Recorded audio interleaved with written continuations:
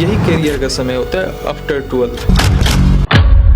2 करोड़ 10 लाख रुपए एक MBBS बनाने में सिर्फ कॉलेज का फीस दिया जाता है। और सब छात्र ऐसा नहीं होता है कि आपको MBBS का गवर्नमेंट में सीट निकाल पाए। MBBS के अलावा BSc नर्सिंग का कोर्सेस है। जैसे अभी बिहार सरकार आपको बहुत सारा रिक्वायरमेंट निकाला था बिहार में स्टाफ नर्स के लिए, जिसका सैलरी 80,000 था। नर्स अगर नहीं रहा हॉस्पिटल में तो फिर हॉस्पिटल नहीं चल सकता, डॉक्टर नहीं कर सकते। आप एम्स का अगर BSc नर्सिंग करने के बाद अगर आप इंट्रांस निकालते हैं तो उसकी salary near by 2 lakh rupees होता है। BSc MIT है वो एक्सरे का मास्टर हुआ, उसमें नर्सिंग इंटर नहीं कर सकता, नर्सिंग एक्सरे नहीं कर सकता है।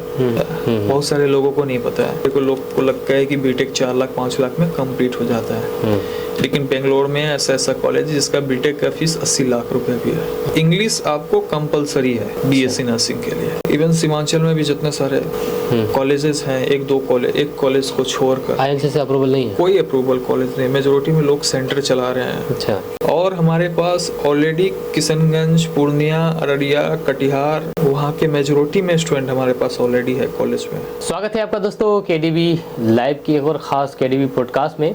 आज हमारे साथ मेहमान है मोहम्मद कैफ जी, जो कि आप अपने मोबाइल स्क्रीन पर देख सकते हैं।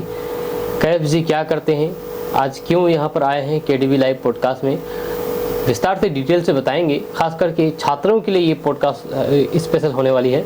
छात्रों के लिए जो छात्र अपना कैरियर के बारे में सोच रहे हैं, अलग अलग फील्ड में जाने के बारे में सोच रहे हैं। तो आइए आप हमारे साथ बने रहें विस्तार से डिटेल से। पॉडकास्ट को आप उन छात्रों तक शेयर कीजिए जो अपने कैरियर के लिए चिंता में हैं और अपने कैरियर को संवारना चाहते हैं, बनाना चाहते हैं, अलग अलग कोर्स करना चाहते हैं। स्पेशल छात्रों के लिए ही ये पॉडकास्ट है। तो सबसे पहले कैफ भाई आपका बहुत बहुत स्वागत है। बहुत बहुत शुक्रिया जो आपने मुझे अपने पॉडकास्ट पे बुलाया। और जैसे आपने बोला कि बहुत सारे स्टूडेंट्स को अभी जो एग्जैक्ट जो समय है, जस्ट अभी 12th बोर्ड का रिजल्ट आया है। CBSE बोर्ड हुआ, SCSE बोर्ड हुआ, बिहार बोर्ड हुआ। तो अभी उनको बहुत ज़रूरत है मार्गदर्शक के लिए, बढ़िया काउंसलिंग के लिए, किस फील्ड में जाना है, कौन सा फील्ड में अभी आने वाला समय में बेहतर है जिसमें अच्छा रोज़गार हो। अभी मेजोरिटी में जो यहाँ का जो सीमांचल के जो लोग हैं, जो मेजोरिटी में सिंपल BA BCom जो कर रहे हैं, तो अभी जो टाइम है वो टेक्निकल कोर्स का है। तो उसमें अच्छा अपॉर्चुनिटी है, अच्छा आपको प्लेसमेंट है। इंडिया और एब्रॉड दोनों में आपको अच्छा प्लेसमेंट उसमें मिल सकता है। आप थोड़ा बताइए कि आप करते क्या हैं। मैं आपको पैन एशिया नर्सिंग कॉलेज जो है उसका एडमिशन्स डायरेक्टर हूँ। और उसके अलावा मैं एजुकेशन कंसल्टेंट हमारा जो सेपरेट में है, जो बेसिकली MBBS MDMS के लिए वर्क करते हैं हम लोग इंडिया के लिए। अच्छा। और हम लोग उसके साथ BDS हो गया, MDS हो गया, उसके लिए वर्क करते हैं। और मेजोरिटी में हम लोग ऑल ओवर इंडिया में MBBS NEET UG और NEET PG के लिए काउंसलिंग भी हम लोग कंडक्ट करते हैं। और स्टूडेंट को A to Z हम लोग डॉक्यूमेंटेशन ऑल द थिंग्स हम लोग हेल्प करते हैं आपको। मतलब लाइक एग्जामिनेशंस जो NEET PG होता है, NEET PG के एग्जामिनेशन से पहले से लेकर टिल आपको कॉलेज रिपोर्टिंग तक हम लोग उनका कंप्लीट हेल्प करते हैं, कंप्लीट उनको गाइडेंस देते हैं। थोड़ा आप अपना इंट्रोडक्शन थोड़ा बता दीजिए हमारे व्यूअर्स को। मैं मोहम्मद कैफ हुआ, हमारा घर आपको किशनगंज जिला ही हुआ। मैं खुद एक नर्सिंग बैकग्राउंड से हूँ। मैं खुद आपको बैचलर ऑफ नर्सिंग किया था आपको बेंगलोर से ही, और वहीं से मैं आपको इस फील्ड में घुसा। उसके बाद मैं पैन एशिया नर्सिंग कॉलेज का डायरेक्टर बना हूँ। और उसके बाद हमने काउंसलिंग आपको NEET PG NEET UG के लिए स्टार्ट किया। लास्ट 8 ईयर्स से मैं NEET UG और NEET PG के लिए वर्क करता हूँ। और BSc नर्सिंग और नर्सिंग फील्ड में तो हमारा बैकग्राउंड आई है, तो उसमें और भी हमारा ज़्यादा मजबूती है उसमें। तो आप कब से मतलब इस फील्ड में आप? ये नियर बाई 2018-19 हो गया, 2018-19 से मैं तो इसमें समझ चाहिए प्रॉपर इंटर किया था उस वक्त। बेसिकली काम क्या होता है थोड़ा ये बता दीजिए इसमें। क्या BSc नर्सिंग के? हाँ, जो भी आप मतलब काम फील्ड में काम करते हैं। मेरा लाइक जैसे एजुकेशन कंसल्टेंट में आपको जैसे बहुत टाइप के बहुत सारे उसमें कंसल्टेंट होते हैं। जैसे मैं पर्टिकुलरली आपको मेडिकल फील्ड के लिए ही काउंसलिंग करता हूँ। जैसे BSc नर्सिंग हो गया, पैरामेडिकल हो गया। पैरामेडिकल में जैसे BSc MIT है, BSc MLT है, BSc ATOT हो गया, BPT हो गया, आपको BSc नर्सिंग, GNM नर्सिंग। उसके बाद जैसे अगर टॉप लेवल पे जो कोर्सेज देखा जाए तो MBBS हो गया, MDMS हो गया। MBBS में हम लोग आपको काउंसलिंग करते हैं, लाइक रजिस्ट्रेशंस हो गया स्टूडेंट का, नीट यूजी का रजिस्ट्रेशंस। अब रिजल्ट आने के बाद का रजिस्ट्रेशन हम लोग करते हैं, जैसे बिहार का हो गया, बिहार का रजिस्ट्रेशन हो गया, मध्य प्रदेश का हो गया, एमसीसी रजिस्ट्रेशन हो गया, कर्नाटक रजिस्ट्रेशन हो गया। तो पूरे स्टेट का और ऑल ओवर इंडिया का एमसीसी रजिस्ट्रेशन हम लोग स्टूडेंट का करते हैं।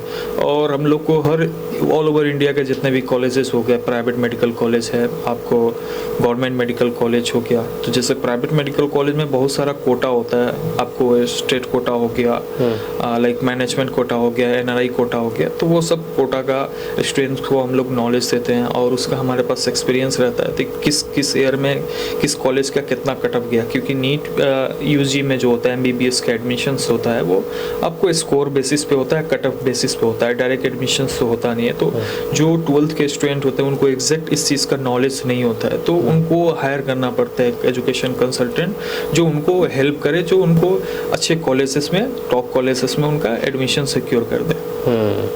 और जैसे बहुत सारा कॉलेजेस होता है जहाँ पे एनआरआई में एडमिशन्स लिया जाता है, तो बहुत सारे लोग एनआरआई हैं जिनके पास एनआरआई स्पॉन्सर है, बट उनको आइडिया नहीं है कि कैसे हम उसको बनाएं, कैसे हमको डॉक्यूमेंटेशंस करना है।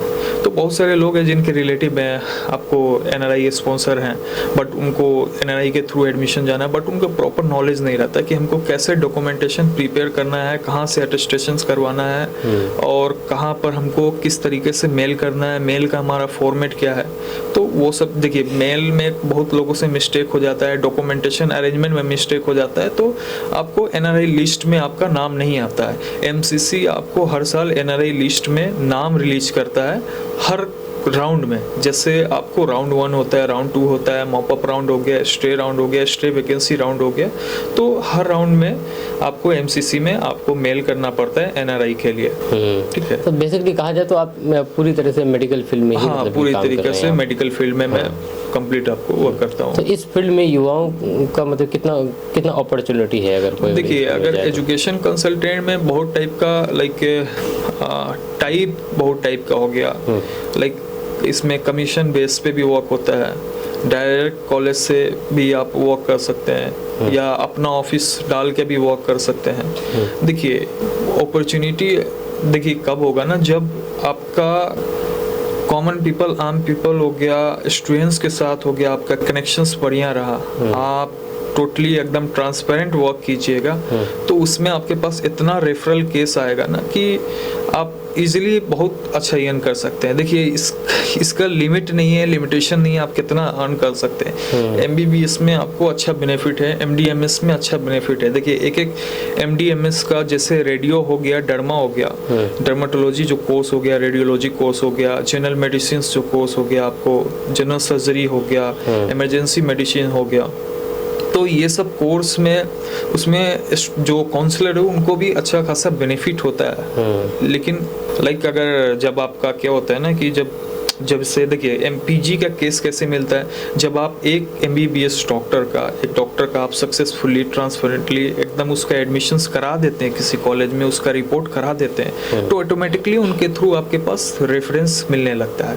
वो दूसरे अपने जूनियर सीनियर हो गए उनको रिकमेंड करेंगे कि नहीं भाई कैब से जाके आप काउंसलिंग कराइए, पूरा ट्रांसपेरेंट करते हैं। तो उसमें अच्छा खासा बेनिफिट होता है, more than 5 lakh, more than 10 lakh, तो उससे एबव आपको बेनिफिट उसमें रहता है। डिपेंड अपॉन केस होता है कि आप किस केस में एडमिशन्स कर रहे हैं, कि मेरिट में कर रहे हैं, गवर्नमेंट में कर रहे हैं, कि आप एनआरआई में कर रहे हैं, कि मैनेजमेंट में कर रहे हैं। तो इस टाइप से बेनिफिट होता है, अच्छा खासा प्रॉफिट होता है। मेन होता है कि आपको रिलेशनशिप अच्छा रखना पड़ेगा स्टूडेंट के प्रति, और पूरा जेन्युइन तरीके से वर्क करना होगा, क्योंकि जो आप काम कर रहे हैं ना वो बहुत ही बड़ा काम कर रहे हैं, क्योंकि आप किसी को दिशा दिखा रहे हैं, डायरेक्शंस दिखा रहे हैं, उसका फ्यूचर में आप इन्वॉल्व है कि कितना बेहतर आप फ्यूचर उसका बनाना चाहिएगा, वो आप पे डिपेंड करता है। अब देखिए, एक तरफ उनका कैरियर सामने होता है, कैरियर सामने होता है, ये जो समय होता है ना, यही कैरियर का समय होता है आफ्टर 12th के बाद ही आपका जो कंप्लीट लाइफ होता है ना, वो 12th के बाद ही डिसाइड होता है कि आप किस कोर्स में जा रहे हैं।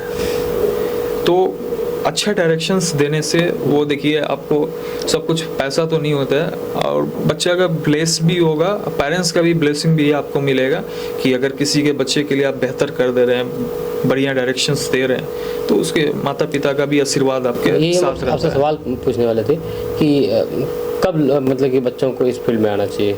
अगर इस पे देखा जाए तो आप पहले जब ग्रेजुएट हो जाइए, ये ग्रेजुएट के जब ड्यूरेशंस में हो, मान लीजिए 4th ईयर आप 3rd ईयर में आ गए, तो धीरे धीरे इसमें इन्वॉल्व हो जाइए। 12वीं के बाद ही?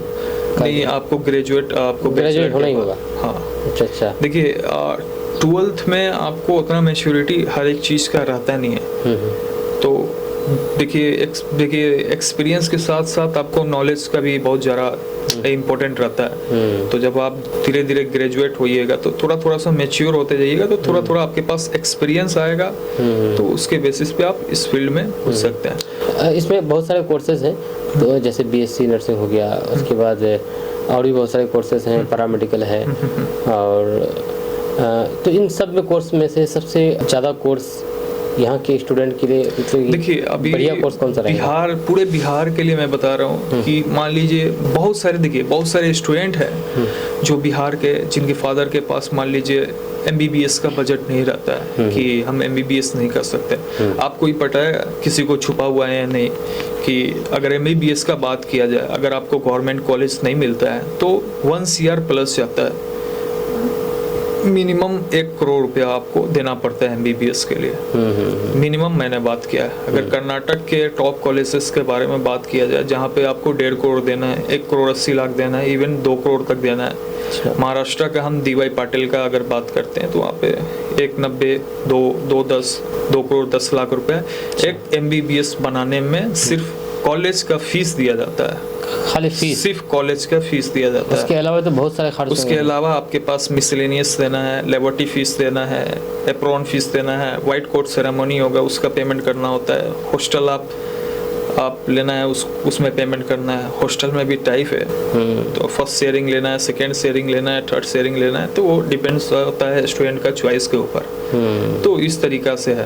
तो देखिए सब कोई कैपेबल नहीं है कि अपने बेटे को 1 करोड़ रुपया देकर हम MBBS कराएं। बिल्कुल। और सब छात्र ऐसा नहीं होता है कि आपको MBBS का गवर्नमेंट में सीट निकाल पाए।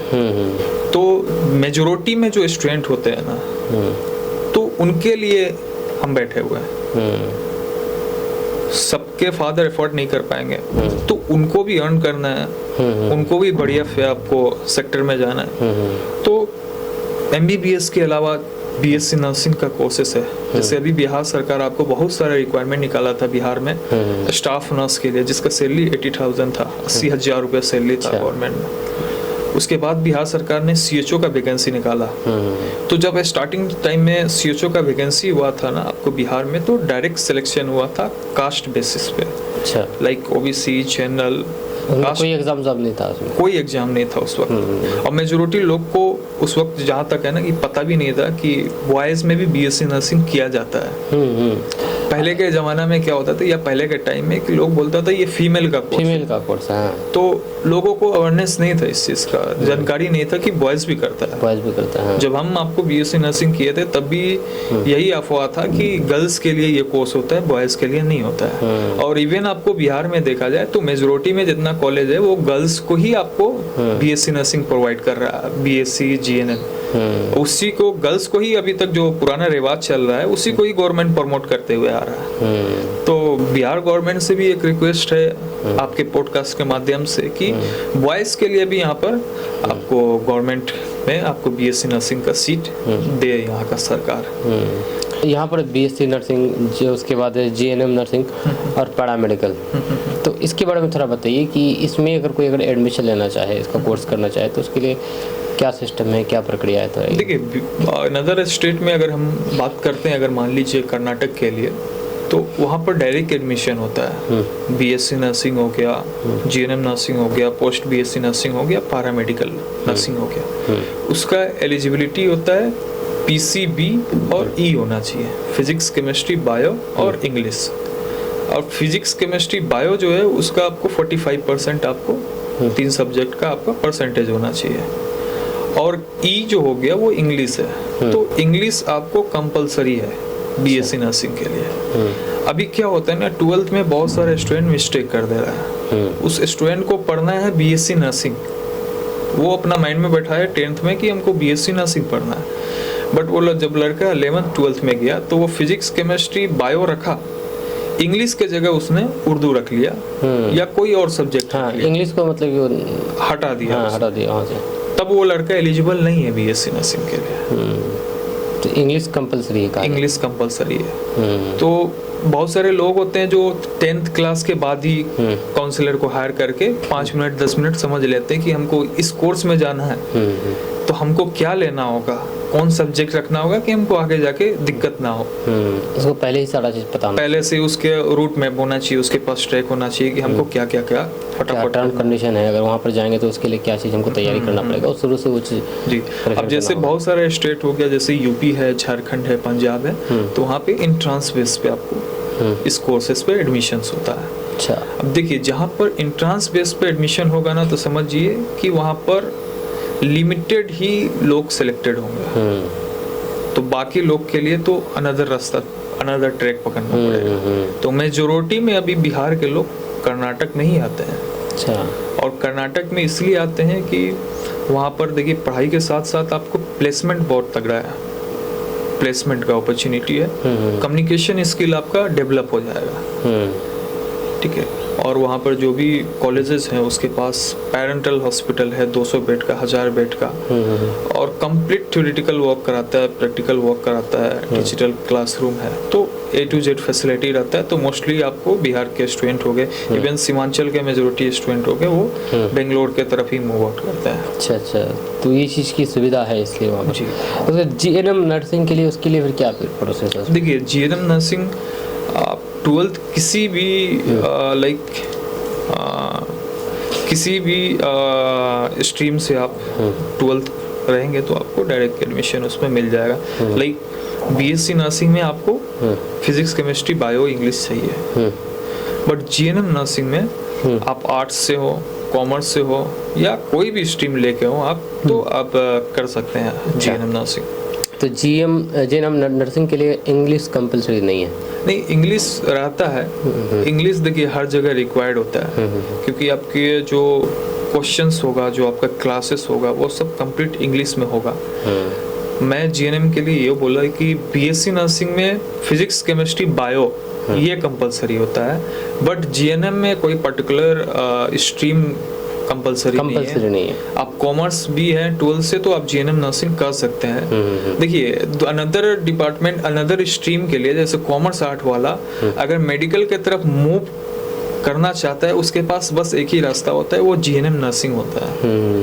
तो GNM नर्सिंग के जरिए वो एंटर करता है, उसके बाद आप पोस्ट BSc कर लिए, पोस्ट BSc के बाद आप MSc नर्सिंग कर लिए, तो आप कंप्लीट आप नर्स मतलब लाइक साइंस डिपार्टमेंट में आ गए, मतलब कंप्लीट नर्सिंग डिपार्टमेंट में इंटर करते हैं इसके जरिए से। बहुत सारे युवा मतलब कि स्टूडेंट पैरामेडिकल कोर्स करते हैं, तो पैरामेडिकल कोर्स किसके लिए है, और BSc या फिर मतलब GNM नर्सिंग किसके लिए है कहा जाए तो? देखिए पैरामेडिकल नर्सिंग से पूरा डिफरेंट होगा। अच्छा, नर्सिंग से पूरा डिफरेंट है। नर्सिंग का क्या काम होता है और पैरामेडिकल का क्या? देखिए नर्सिंग में अलग अलग आपको अपॉर्चुनिटी है, अलग अलग उसमें जॉब का पोजीशंस होता है। जैसे मैंने आपको BSc नर्सिंग का बताया, CHO community health officer, staff nurse हो गया, उसमें लोग प्रोफेसरिंग भी करते हैं, प्रोफेसर भी बनते हैं गवर्नमेंट कॉलेज में, प्राइवेट कॉलेज में नर्सिंग करके। उसके बाद आपको इंडस्ट्रियल नर्स होता है, उसके बाद लोग एयरपोर्ट पे भी नर्स का वर्क करते हैं, डिफेंस नर्स होता है, रेलवे नर्स होता है, नेवी नर्स होता है, ठीक है। उसके बाद IGIMS में भी आपको बहुत सारा नर्सिंग ऑफिसर होते हैं, तो बहुत सारा अपॉर्चुनिटी होता है। आप एम्स का अगर BSc नर्सिंग करने के बाद अगर आप इंट्रांस निकालते हैं तो उसकी salary near by 2 lakh rupees होता है। सैलरी भी काफ़ी होती है नर्सिंग में। अगर हम अब्रॉड का बात करेंगे तो इंडिया का MBBS का डॉक्टर के लेवल का वो लोग कमाते हैं अब्रॉड। अच्छा, इतना तक है? हाँ, अगर आप दुबई के तरफ मूव करते हैं, जो DHO का एग्ज़ाम देकर दुबई हेल्थ DHA का दुबई हेल्थ ऑथराइजेशन का उसका एग्ज़ाम क्रैक करके जाते हैं तो दुबई में आपका मिनिमम सैलरी 1,60,000 1,70,000 रहता है। अच्छा। जर्मनी की तरफ मूव करते हैं तो आपको नियर बाई 3 लाख से 4 लाख पर मंथ आपको मिलता है। US से मूव कीजिएगा तो 7 से 8 लाख पर मंथ आपको मिलता है। एक जो हम आपसे एक सवाल किए कि नर्सिंग का क्या काम होता है और पैरामेडिकल का क्या काम होता है? देखिए नर्सिंग जो हो गया, देखिए पैरामेडिकल एक पर्टिकुलर चीज़ में किया जाता है। जैसे पैरामेडिकल हम की बात कर रहे हैं, जैसे पैरामेडिकल BSc MIT, तो BSc MIT हो गया मेडिकल इमेजिंग टेक्नोलॉजी। तो BSc मेडिकल इमेजिंग टेक्नोलॉजी में एक्सरे आया। अच्छा। तो एक्सरे और नर्सिंग का कोई रिलेशंस नहीं है। एक्सरे डिफरेंट फील्ड हो गया है, दोनों हॉस्पिटल का ही वर्क में आपको डिवीजन हो गया, अलग अलग वर्क है दोनों। अब BSc MIT है वो एक्सरे का मास्टर हुआ, उसमें नर्सिंग इंटर नहीं कर सकता है, नर्सिंग एक्सरे नहीं कर सकता है। तो BS आपको एक्सरे करता है, MRI मशीन चलाता है। MRI आप मशीन देखे होंगे जो 15,000 10,000 रुपया में एक MRI होता है। CT स्कैन चलाता है, पेट स्कैन करता है। तो वो सब रेडियोलॉजी का काम होता है ना? तो BSc MIT को ही रेडियोलॉजी टेक्नीशियंस बोला जाता है। अच्छा, रेडियोलॉजी टेक्नीशियंस आपको BSc MIT को बोला जाता है। अच्छा। बहुत जगह BRIT नाम होता है उसका, बहुत जगह BSc MIT होता है। तो इस टाइप का है। अब जैसे पैरामेडिकल में BSc OT टेक्नीशियंस आता है, BSc anaesthesia and OT technician type का हो गया। तो वो आपका डिफरेंट वर्क हो गया। तो BSc OT वाला जो हुआ आपको वो पर्टिकुलर आपको सिर्फ ऑपरेशन थिएटर के अंदर ही वर्क करता है वो। अच्छा। उसका ड्यूटी उसके अंदर ही रहा, जब ऑपरेशन होगा तो उसका उसमें इन्वॉल्व रहेगा वो आदमी। तो उसमें स्टेरलाइजिंग करने के लिए वो जो इंस्ट्रूमेंट हो गया, ठीक है, एनेस्थीसिया जो हो गया उसमें हेल्प करेगा। ऑपरेशंस जो कर रहे हैं उनको इंस्ट्रूमेंट देगा डॉक्टर के साथ, मतलब पूरा उसका इन्वॉल्व रहेगा। अब जैसे पैरामेडिकल में BSc BMLT हो गया, लैब टेक्नीशियंस वाला जो हो गया, लेबोरेटरी टेक्नीशियंस वाला, तो वो अलग हो गया, फिर नर्सिंग अलग हो गया। अब आपको समझ में आ गया कि BMLT वाला पैरामेडिकल का पार्ट है, उसका काम है लैब का वर्क करना, खून पेशाब यूरिन स्टूल ये सब चेक करना, उसको रिपोर्ट बनाना। फिर पैथोलॉजिस्ट जो होते हैं MD पैथोलॉजिस्ट, उनके पास रिपोर्ट बनाकर भेजना होता है, फिर वो लोग वहाँ पे चेक करते हैं, फिर उसको एक तरह पर अगर सीधे अगर शब्दों में कहा जाए तो डॉक्टर के साथ जो काम करते हैं वो नर्सिंग हुआ। हाँ, देखिए नर्सिंग मतलब समझिए ऑलराउंडर हुआ। वो ऑर्थोपेडिक्स में भी वर्क कर सकता है, ऑर्थोपेडिक्स डिपार्टमेंट में। वो रेडियोलॉजी डिपार्टमेंट में भी वर्क कर सकता है। अच्छा। वो आपको OBG डिपार्टमेंट में भी वर्क कर सकते हैं जहाँ पे डिलीवरी होता है, ठीक है। वो ICU में भी वर्क कर सकता है। उसमें लोग अपना अपना हिसाब से सिलेक्ट करते हैं कि हमको किस चीज़ में ज़्यादा इंटरेस्ट है। अच्छा। अगर मैं था तो हमको ज़्यादा इंटरेस्ट अगर ICU में है तो हम ICU में ज़्यादा वर्क करते हैं, तो उसमें हमको हॉस्पिटल एक सर्टिफिकेट देता है। तो उसके लिए अलग से भी मतलब कि ठीक है हम मतलब कि नर्सिंग कर रहे हैं और हमको ICU में ही वर्क करना है, तो उसके लिए अलग से कोर्स होगा? नहीं, उसके लिए अलग से सेम कोर्स वही सेम होता है, कोई कोर्सेस उसके अंदर नहीं होता है। अच्छा। अब जैसे आप 6 महीना 1 साल आप ICU कंटिन्यू किए तो आपको ICU का पूरा नॉलेज हो गया।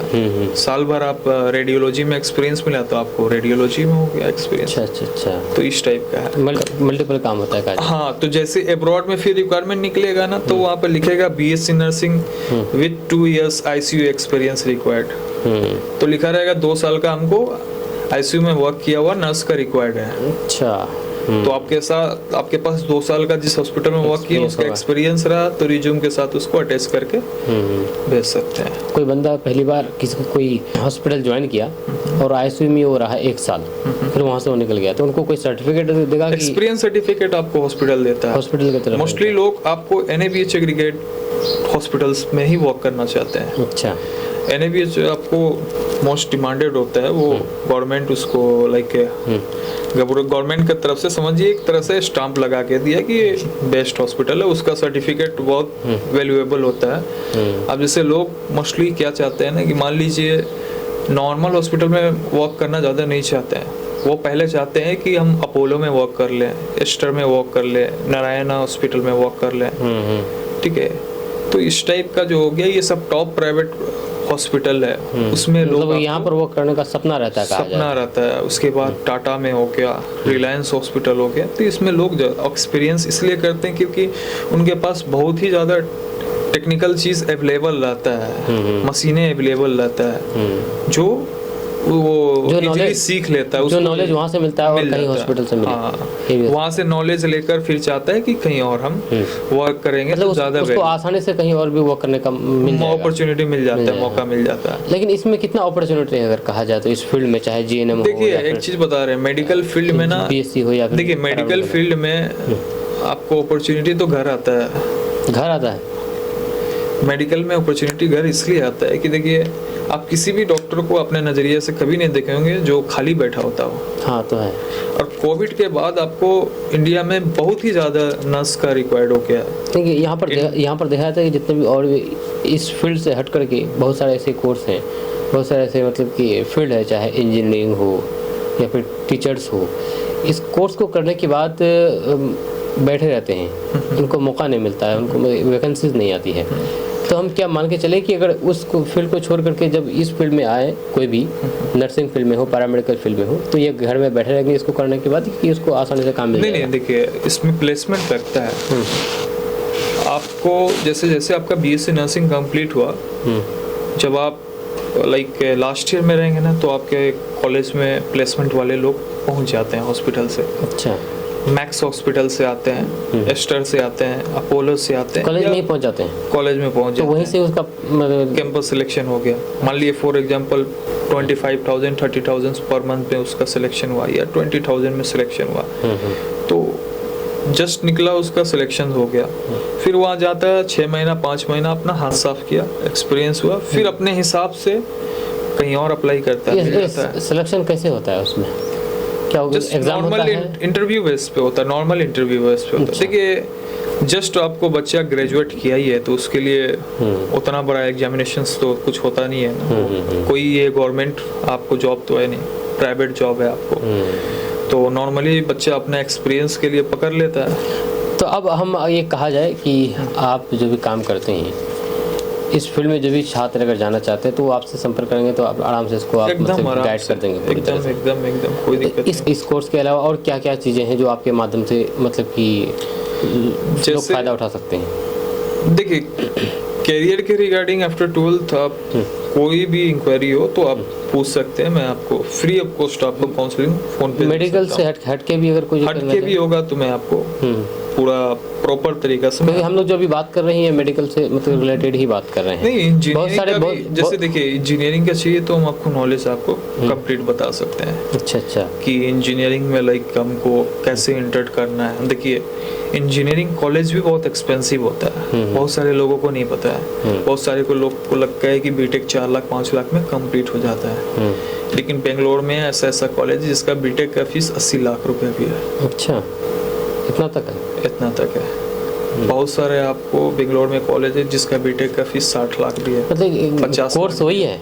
कोर्स वही है। इतना फिर काहे डिफरेंट इतना? देखिए डिफरेंस सबसे बड़ा होता है ना, आपको सबसे बड़ा हो गया प्लेसमेंट, दूसरा आपको ब्रांड, अच्छा, तीसरा एजुकेशन क्वालिटी, नॉलेज, मतलब बच्चों को पूरा भरपूर मिलेगा।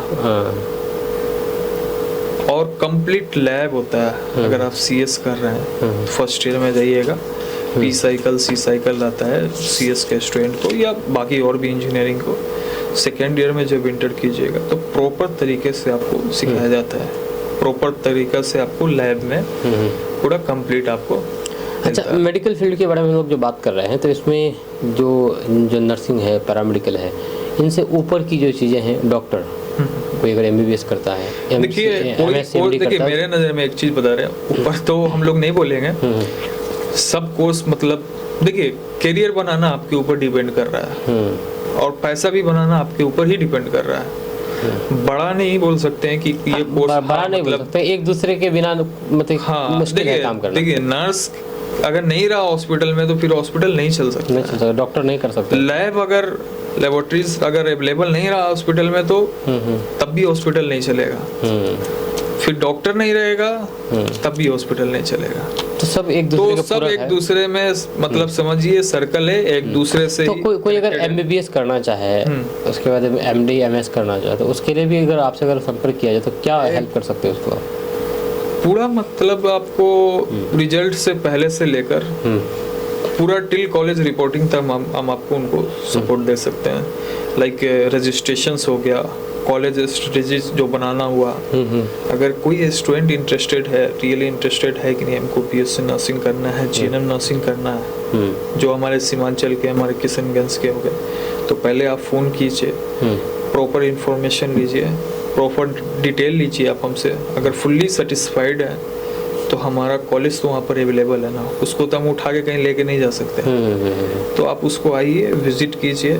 और हमारे पास ऑलरेडी किशनगंज, पूर्णिया, अररिया, कटिहार, पटना, सिवान, छपरा, गोपालगंज, आपको मेदिनीपुर हुआ वेस्ट बंगाल का, उत्तर दिनाजपुर हुआ, मजलिसपुर हुआ, वहाँ के मेजोरिटी में स्टूडेंट हमारे पास ऑलरेडी है कॉलेज में। अच्छा।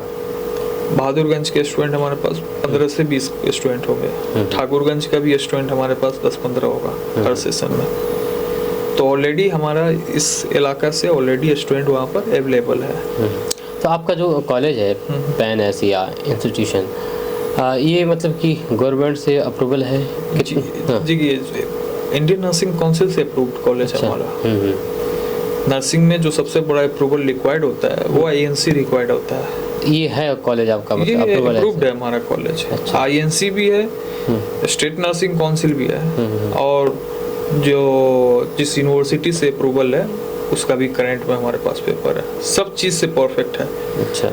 जब हमारे पास देखिए, अगर हमारे पास ये सब चीज़ का अप्रूवल ही नहीं होगा ना, तब हम समझिए कि बेवकूफ़ बना रहे हैं स्टूडेंट को, उसका फ्यूचर बर्बाद कर रहे, फ्यूचर खराब कर रहे हैं। बहुत ऐसा कोई मतलब कॉलेज होता है जो इससे नर्सिंग? मेजोरिटी में आपको कॉलेज है, इवन सीमांचल में भी जितने सारे कॉलेजेस हैं, एक कॉलेज को छोड़कर INC से अप्रूवल नहीं है? कोई अप्रूवल कॉलेज नहीं। मेजोरिटी में लोग सेंटर चला रहे हैं। अच्छा। तो धंधा है, बिजनेस है, कमा रहे हैं। और देखिए सब, जब तक प्रॉपर स्टूडेंट को नॉलेज नहीं रहेगा ना, तो धंधा उनका चलेगा। और लास्ट में क्या कहना चाहेंगे यहाँ के युवाओं के लिए, आपका क्या संदेश रहेगा? अभी खासकर स्टूडेंट्स के लिए। खासकर स्टूडेंट के लिए ये कहूँगा कि देखिए, अगर आपके पास हमारा नंबर इस पॉडकास्ट के माध्यम से जाता है तो हिचकिचाना नहीं है। कोई भी आपको आफ्टर 12th कोई भी कोर्सेस में एडमिशन्स आपको लेना है, देखिए हम फ्री ऑफ कॉस्ट काउंसलिंग करते हैं। ठीक है, तो अगर उस टाइप का कोई डाउट हो करियर के रिगार्डिंग तो आप हमको कॉल कर सकते हैं। मैं आपको प्रॉपर एकदम एज ए जेन्युइन मैं आपको इन्फॉर्मेशन आप तक पहुंचा दूंगा। इवन आपको बेंगलोर में कोई भी कॉलेज में अगर एडमिशन्स लेना है, उसके बारे में प्रॉपर नॉलेज चाहिए, तो मैं आपको गाइड कर सकता हूँ। तो उसके माध्यम आपके लिए ईजी रहेगा।